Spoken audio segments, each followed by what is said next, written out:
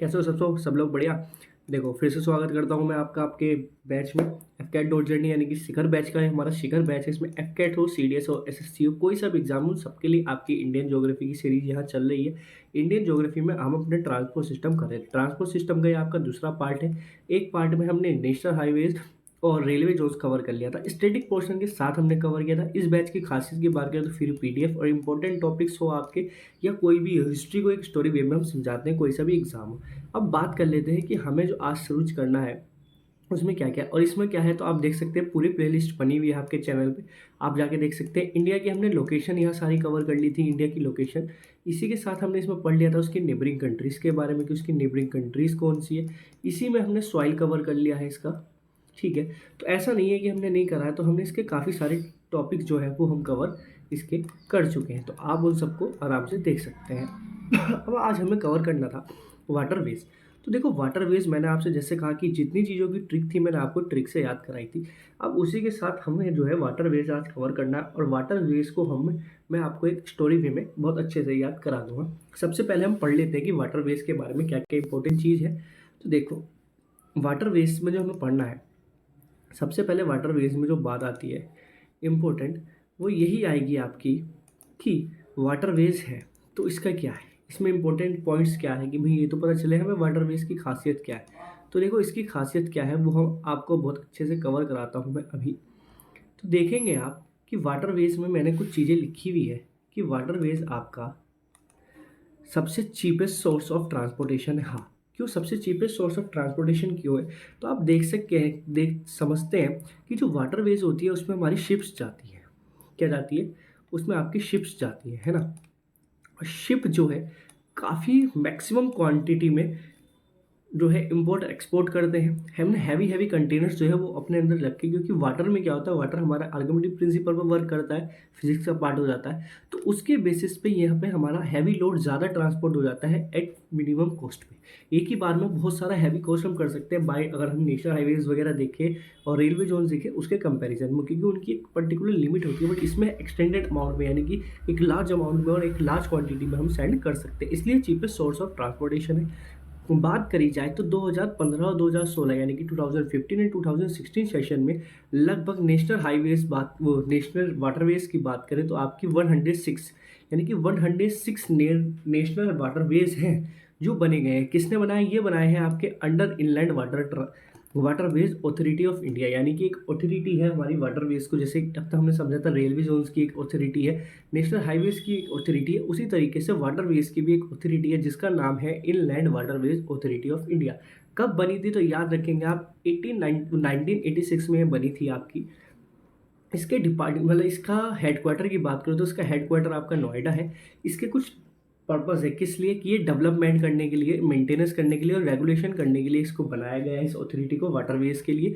और इसके कुछ रीजनल है ना, रीजनल सेंटर्स भी है जो अलग अलग जगह है, जैसे कि एक पटना में है, कोलकाता में है, आपका गुवाहाटी में है और कोचीन में है। ये इसके रीजनल सेंटर्स है। अब बात करते हैं कि हमें जो पढ़ना है, तो आप समझेंगे कि जो आपका inland water veg authority of India है उसने मेन जो हमारे नेशनल वाटरवेज है इंडिया के, उसमें उसको 6 पार्ट्स में यानी कि सिर्फ 6 है जो आपको पढ़ने हैं। 106 जो है वो नहीं पढ़ने हमें, सिर्फ हमें 6 पढ़ने हैं जो ये इंपॉर्टेंट है हमारे लिए।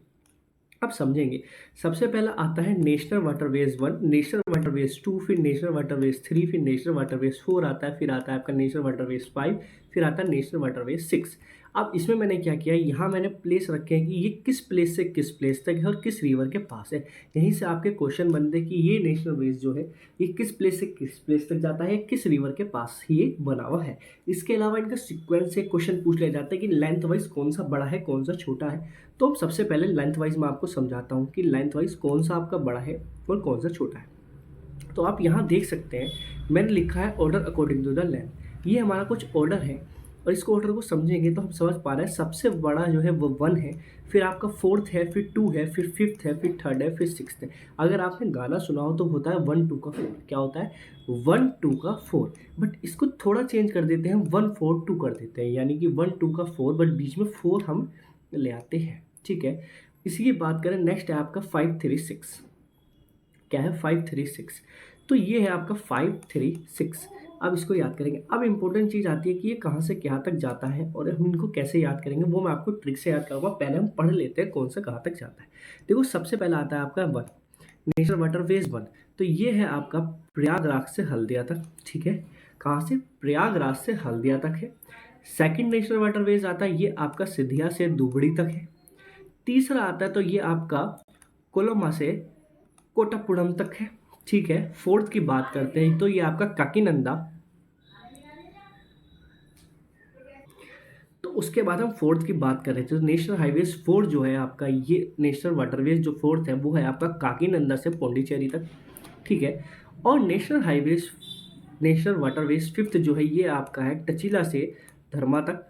और हम बात करें नेशनल वाटरवेज सिक्स्थ की, तो ये है आपका भंगा से लेके लखीमपुर तक, ठीक है। अब ये किस किस रिवर के पास आते हैं, तो आप याद रखेंगे जो नेशनल हाईवे वन है, जो नेशनल हाईवे वन है मेरा, ये गंगा रिवर के पास में है।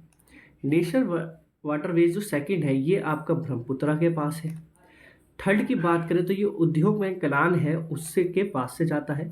फोर्थ की बात करें तो ये आपका गोदावरी पे है। फिफ्थ की बात करें तो महानदी। और सिक्स्थ की बात करें तो ये बांका रिवर है आपकी। अब मैं समझाता हूँ आपको ट्रिक। अब आप ट्रिक से कैसे याद रखेंगे प्लेस का, कि भाई कौन से प्लेस से किस तक जाता है। तो बहुत अच्छी ट्रिक है, बस समझते जाओ। देखो क्या ट्रिक है, ये खुद की बनाई हुई ट्रिक है। अब आपकी आती है ट्रिक, है ना, कि मेरी ट्रिक क्या है। तो आप याद रखो, पहला है ना नेशनल वाटरवेज फर्स्ट है ना, तो समझो क्या होता है। पहला भाई सबसे पहला होता है अगर पति चाहिए, है ना, प्यार किया है और पति चाहिए, है ना, पति चाहिए तो सबसे पहले हल्दी लगानी पड़ेगी। तो पति चाहिए तो सबसे पहले हल्दी लगानी पड़ती है ना, ठीक है। अब या कह लो प्यार को पाना है तो हल्दी लगानी पड़ेगी, है ना। शादी होती है ना लव मैरिज, तो उसमें भी करोगे तो क्या हल्दी, हल्दी लगाओगे सबसे पहले। प्यार चाहिए तो सबसे पहले हल्दी लगानी पड़ेगी, यानी कि प्यार से समझो प्रयागराज, और पहले सबसे पहले से समझो वन, और हल्दी से समझो हल्दिया। यानी कि नेशनल वाटरवेज फर्स्ट जो है ये आपका प्रयागराज से हल्दिया तक। कैसे समझोगे, प्यार करना है तो हल्दी लगानी पड़ेगी, या प्यार को पाना है तो सबसे पहले हल्दी लगानी पड़ेगी, ठीक है। अब नेक्स्ट आ जाओ। अब सेकंड है ना नेशनल वाटरवेज सेकंड आता है, तो इसको याद क्या रखेंगे, इसको याद रखेंगे। देखो ये है सदिया, तो इसको ये करो, इसको कोई भी नाम रख लो। इसको आप कर सकते हो सादिया, ठीक है। सादिया जो है 2 नंबर की दुबड़ी है, ठीक है। सादिया 2 नंबर की दुबड़ी है। दुबड़ी दुबड़ी कह देते ना यार, तो दोगला है ना 2 नंबर का, तो उसी तरह की समझ दुबड़ी है। तो क्या है, 2 नंबर की है ना, कौन है, सादिया। सादिया हमारी 2 नंबर की दुबड़ी है। तो सेकंड नंबर आपका सेकंड भी याद हो गया होगा। देखो किसी का नाम हो तो पहली सॉरी, ऐसा नहीं है कि बस ये एक इंटेंशन नहीं है कि किसी को हर्ट करना, बस ये ट्रिक है कि आपको याद हो सके किसी तरीके से। देखो तीसरे की बात करें तो तीसरा देखो है ना, कोलमा और कोटा, है ना, कोटापुरम है ना, तो कोटा कोटा। तो हम जानते हैं कोटा के बारे में कि कोटा में रात में भी बाहर नहीं निकल सकते। अगर रात में बाहर निकलो तो कोई भी जो है, कोई भी जो कहता था जाओ बे जाओ अपने घर जाओ, है ना, मतलब कोचिंग करने जाओ, तो क्या है 3 है ना, रात के 3 बजे कोटा में निकलो। तो तीसरे से याद रखोगे कोटापुरम, और कोल्ला, कोलमा है ना, तो कोई भी, है ना, कोई भी। तो ये आपका तीसरा हो गया। चौथे की बात करें नेशनल वाटरवेज फोर्थ की बात करें, तो याद रखोगे चौथे नंबर की जो काकी है ना, चौथे नंबर की जो काकी है वो कहती है तू फुड्डू है। मान लो कि भाई हमारी कोई काकी वगैरह होती है ना, बहुत जगह काकी होती है, तो क्या समझो कि चौथे नंबर की जो काकी है, वो चौथे नंबर की काकी वो कहती है भाई तू 1 नंबर का फुड्डू है। तो क्या है, चौथे की याद रखो काकी नंदा से पुडुचेरी तक, ठीक है, पुडुचेरी तक। फिफ्थ की बात आती है तो आप याद रखोगे जो 5 नंबर की टीचर है ना, वो 1 नंबर की धर्मा है, ठीक है। जो 5वें नंबर की टीचर है वो 1 नंबर की धर्मा है, तो टिचला से धर्मा तक। अब सिक्स्थ का याद रखो, तो देखो सिक्स्थ का क्या रखोगे, 6 नंबर गली में ना, क्या है ऐसे समझो, लकड़ी का भंगार बेचना है, लेकिन 6 नंबर गली में जाके, 6 नंबर गली में जाके, लखीमपुर है ना, तो लकड़ी का भंगार बेचना है 6 नंबर गली में जाके। तो भंगार से लेके आपके ये रिवाइज कर लेते हैं। तो देखो पहली ट्रिक थी हमारी वन है ना, तो क्या कहता है अगर प्यार को पाना है तो सबसे पहले हल्दी लगानी पड़ेगी, प्रयागराज से हल्दिया तक, ठीक है। सेकंड की बात करी थी तो हमने बताया था सादिया जो है 2 नंबर की दुबड़ी है, ठीक। तीसरे की बात करें तो मैंने बताया था रात के 3 बजे अगर कोटा में निकले तो कोई भी कहता है जाओ बे जाओ अपनी पढ़ने जाओ, तो कोटा और कोलाराम। फोर्थ की बात करें तो मैंने क्या बताया, चौथे नंबर की जो काकी है वो कहती है तो 1 नंबर का फुड्डू है, ठीक है। 5वें नंबर के जो टीचर है वो कहते हैं, वो 5वें नंबर के टीचर धर्मा है। लकड़ी का भंगार बेचना है 6 नंबर गली में, सिंपल। ये आपको याद करना पड़ेगा, गंगा ब्रह्मपुत्रा 2-3 बार पढ़ेंगे तो ये याद हो जाएगा, ठीक है। अब देखो इसकी मेजरमेंट से क्वेश्चन नहीं पूछता, लेकिन फिर भी मैं आपको इसकी मेजरमेंट्स भी बता देता हूँ कि इसकी मेजरमेंट कहाँ से कहाँ तक है।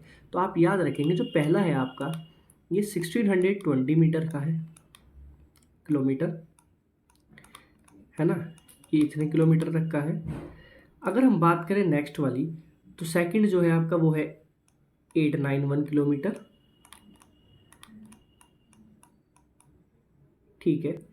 और नेक्स्ट की बात करें तो ये है आपका थर्ड 205 किलोमीटर का।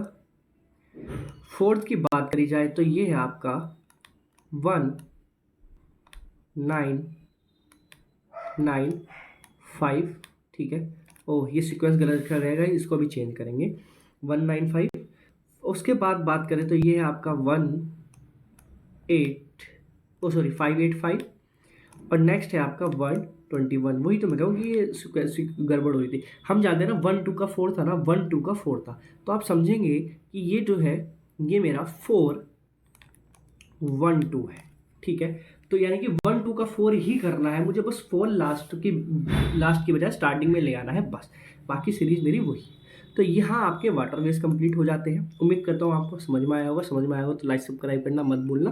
देखो, अब नेक्स्ट की बात कर लेते हैं। नेक्स्ट आता है हमारा एयरवेज। तो एयरवेज के बारे में उसकी टाइमलाइन हमें जानना ज़रूरी है कि भाई उसकी टाइमलाइन क्या रही, वो किस तरीके से मॉडिफिकेशन हुआ, और उसके बाद हमें इसके मेजर पोर्ट्स, एयरपोर्ट जो है नेशनल इंटरनेशनल, उन सबको हमें समझना और याद करना है। कुछ पोर्शन ये होता है कि हमारा ज्योग्राफी में भी जो हमें याद करना होता है, बट यहाँ से क्वेश्चंस आते ही है। जैसे कि आपका ट्रांसपोर्ट सिस्टम था, और एक आता है आपका नेशनल पार्क का, ठीक है। नेशनल पार्क से भी आप समझ रहे हैं कि आज दिनों में अगर करंट अफेयर्स पढ़ते हैं तो नेशनल पार्क कोई ना कोई हमारा नेशनल पार्क न्यूज़ में रहता है। जैसे कि हमारा कुनू नेशनल पार्क है ना, ये न्यूज़ में रहा है। क्यों? क्योंकि यहाँ पे हमने चीताज लाए हैं, है ना, 12 चीता लाए हैं। कहाँ से लाए हैं आप जानते हैं, मुझे बताएंगे साउथ अमेरिका से, साउथ अफ्रीका से, वो आप मुझे बताएंगे कमेंट करके, है ना। ये हम जानते हैं, कुनू नेशनल पार्क हमारा न्यूज़ में था। हम जानते हैं कि जो अभी है हमारा, अभी हमें एक जगह ऑरेंज, है ना, ये आपके लिए भी, ये आप होमवर्क समझ लीजिए। ऑरेंज, रेयर ऑरेंज बैट हमने आइडेंटिफाई करी है ना, ऑरेंज बैट। तो ये कहाँ फाइंड हुई है ना, हाल ही फिलहाल किसी नेशनल पार्क में हमारे, अभी हमारे प्रेसिडेंट द्रौपदी जी ने, है ना, गज उत्सव का इनोगेशन किया है ना। तो वो कौन से नेशनल पार्क में किया है ना। तो चलो ये मैं बता देता हूँ, ये आपका काजीरंगा में किया है, जो असम में है ना। काजीरंगा में, ये हमारा कहाँ है, असम में है। और इसकी ट्रिक अगर मैं बताऊं तो आप मज़ा आएगा, क्योंकि मैंने ट्रिक से ही आपको याद कराऊंगा अभी जब हम आगे कवर करेंगे उस पार्ट में। तो इसकी ट्रिक है,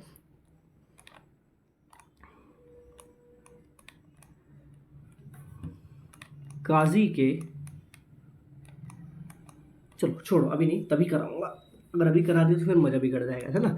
देखो, तो एयरवेज की बात आ रही थी, तो सबसे पहले समझेंगे कि एयरवेज क्या है। तो आप सबसे पहले आप ये जाने स्टैटिक पोर्शन कि 1911 में first airplane portal service start हुई थी, जो आपकी शुरू हुई थी इलाहाबाद से नाने तक, ठीक है। ये आपकी सर्विस थी, एयर पोर्टल सर्विस स्टार्ट हुई थी। अब उसके बाद आता है फिर Indian airlines corporation. Indian airline corporation है, उसका जो हेडक्वार्टर है वो हमारा न्यू दिल्ली में है, ठीक है। अब हमें समझना है टाइमलाइन कि एयरवेज की हमारी टाइमलाइन क्या रही है, तो हम उसको हमें समझना है। तो अब हम उसको समझते हैं थोड़ा कि हमारी टाइमलाइन क्या रही है एयरवेज की। तो देखो, अगर आप इसको समझोगे तो आपको समझ में आ रहा है कि ये हमारी टाइमलाइन चली है 1932 से लेके 2022 तक, यानी कि हाल फिलहाल तक, यानी कि लेटेस्ट। अगर आपने करंट अफेयर्स अभी हाल फिलहाल पढ़े तो आपको समझ में आ जाएगा कि ये चीज़ कहने की टाइमलाइन किस तरीके से हमारी परफेक्ट है या नहीं है। तो सबसे पहले आपको ये जानना है कि 1932 में टाटा एयरलाइंस स्टार्ट हुई थी JRD टाटा के द्वारा, यानी कि सबसे पहली जो एयरलाइंस है वो स्टार्ट हुई थी आपकी 1932 में स्टार्ट होती है, जो टाटा एयरलाइंस के नाम से होती है, और JRD टाटा ने स्टार्ट की होती है। उसके बाद 1946 में, है ना, लगभग कुछ साल बाद 1946 में टाटा एयरलाइंस जो है वो एयर इंडिया बन जाती है, वो नाम चेंज करके एयर इंडिया बन जाती है। फिर क्या होता है 1953 में, क्या होता है, जो एयर इंडिया है ना, एयर हमने ऊपर पढ़ी थी ना, हमारी एक कॉर्पोरेशन थी, कौन सी थी, इंडियन एयरलाइंस कॉर्पोरेशन जो है वो इस्टेब्लिश होती है। यानी कि ये जो हमारी एयरलाइंस कॉर्पोरेशन है जो सब चीज़ मैनेज करती है, वो इस्टेब्लिश जो होती है वो होती है आपकी 1953 में। उसके बाद 1981 में क्या होता है, वायुदूत मिशन स्टार्ट किया जाता है, ठीक है। उसके बाद 1993 में क्या होता है, जो वायुदूत है ये मर्ज हो जाता है आपका इंडियन एयरलाइंस में, यानी कि इंडियन एयरलाइंस अभी हम नहीं जानते क्या है, इंडियन एयरलाइंस में मर्ज हो जाता है। इंडियन एयरलाइंस का मतलब यानी कि जो आपकी कॉर्पोरेशन है उसके साथ मर्ज हो जाता है। फिर क्या होता है, 1996 में आपकी एयरलाइंस एयर बनती है, ठीक है। और 2005 में यानी कि 2005 में क्या होता है, Indian Airlines was rebounded as Indian, यानी कि जो इंडियन एयरलाइंस है उसको इंडियन के नाम से बना दिया जाता है, उसके एक ब्रांड। उसके बाद 2011 में क्या होता है, इंडियन मर्ज विद एयरलाइन, यानी कि जो एयर इंडिया थी टाटा की थी वो उसके साथ मर्ज हो जाती है 2011 में। फिर 2021 में हाल ही फिलहाल अभी 2 साल पहले Tata Sons Private Limited become 100%, यानी कि 100% शेयर होल्डर बन जाते हैं ये इसके। और अब 2022 में है ना, अभी आपके रिसेंट प्रीवियस ईयर में क्या होता है, जो एयर इंडिया होती है ये ऑफिशियली हैंड ओवर हो जाती है टाटा ग्रुप को, यानी कि जो अब एयरलाइन सिस्टम है एयर इंडिया ये पूरी तरीके से टाटा ग्रुप्स के अंडर में आ जाती है। तभी आपने सुना होगा हाल फिलहाल इन्होंने कॉन्ट्रैक्ट साइन किया है कुछ उसका, तो ये सब अब यानी कि इनके अंडर में चलेगी। तो ये थी हमारी टाइमलाइन एयर इंडिया की। इससे क्वेश्चन बहुत कम बनेगा रियली, बस ये पूछा जाता है कि ये वायुदूत कब स्टैब्लिश हुआ था या कब मर्ज हुआ, और एयरलाइंस जो है ये इसका हेडक्वार्टर वगैरह स्टैब्लिश कब हुई। अब आता है जो क्वेश्चन बनते हैं वो बनते हैं मेजर पोर्ट से। आपको ये याद होना चाहिए, स्टैटिक पोर्शन का बात है। बाकी जो बात आती है एग्जाम में बनने के चांसेस, देखो यहाँ से बनने ही बनने हैं, लेकिन ज़्यादा फोकस उस पर होता है जो हाल फिलहाल अगर इनके कोई से भी जो एयरपोर्ट है हाल फिलहाल हमारे करंट में रहे हो, है ना। कभी भी स्टडी करो तो स्टैटिक पोर्शन को हमेशा करंट के साथ लिंक करके करो। अगर करंट के साथ लिंक करके करोगे तो समझ पाओगे। जैसे मैंने आपको बताया नेशनल पार्क इंपॉर्टेंट है, बट नेशनल पार्क कौन से ज़्यादा इंपॉर्टेंट है, याद तो हमें सब होने चाहिए एक बार, बट अगर हमारे पास टाइम नहीं है तो हमें उनको याद करना है जो करंट में है। जैसे मैंने बताया था आपको कुनू था, है ना, कुनू है आपका, काजीरंगा नेशनल पार्क है, ठीक है। आपकी साइलेंट वैली भी हाल फिलहाल उसमें है, ठीक है। आपकी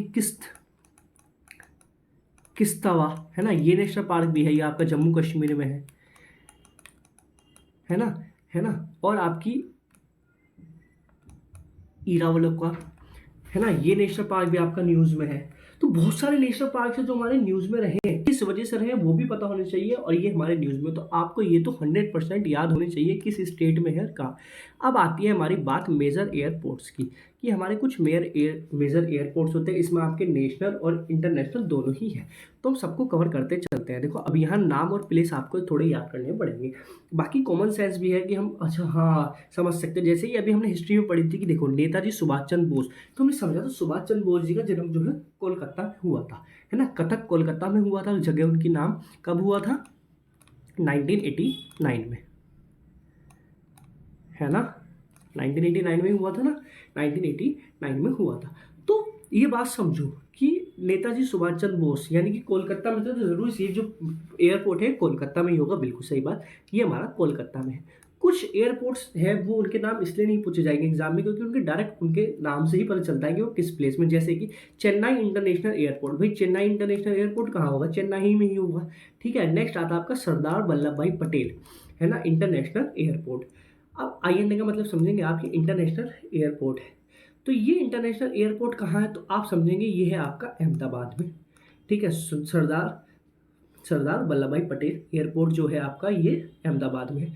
नेक्स्ट आता है आपका तिरुवट्टपुरम नेशनल एयरपोर्ट, तो हम समझेंगे तिरुवट्टपुरम जो है तिरुवट्टपुरम में ही होगा, नहीं ये भी आपका नेशनल इंटरनेशनल एयरपोर्ट से, है ना। देखो ये सब इंटरनेशनल एयरपोर्ट से।